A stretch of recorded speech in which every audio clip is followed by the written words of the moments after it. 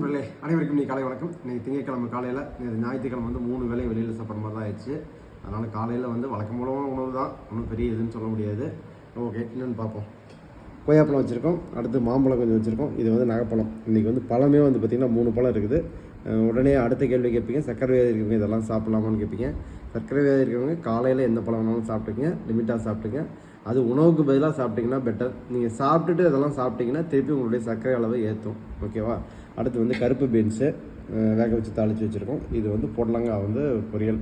Mostly பார்த்திங்கன்னா நம்ம வந்து நாட்டு காய்கள் தான் அதிகமாக யூஸ் பண்ணிகிட்ருக்கோம். இந்த இங்கிலீஷ் காய்கள்னு சொல்லப்படுற கேரட்டு, பீன்ஸு, பீட்ரூட்டு, அப்புறம் என்ன நூல்கோல் அந்த மாதிரியானதெல்லாம் அதிகமாக யூஸ் பண்ணுறதில்ல. ஆனால் என்றைக்கா ஒரு நாள் ரேராக யூஸ் பண்ணுவோம். ஓகேவா? அடுத்து வந்து இன்றைக்கி பார்த்தீங்கன்னா மெயின் கோர்ஸ் வந்து முட்டை தோசைக்கு வந்து கொத்தமல்லி சட்னி. ஸோ இதுதான் இன்றைக்கி நம்மளுடைய காலை உணவு. மதியம் வந்து ஆல்மோஸ்ட் இதே தான், சோறு மட்டும் வச்சுருக்கோம். அதுக்கு கொஞ்சோண்டு கீரை இருக்குது. ஓகே, இதுதான் நம்மளுடைய இன்றைக்கி உணவு செஞ்சு. ஓகே.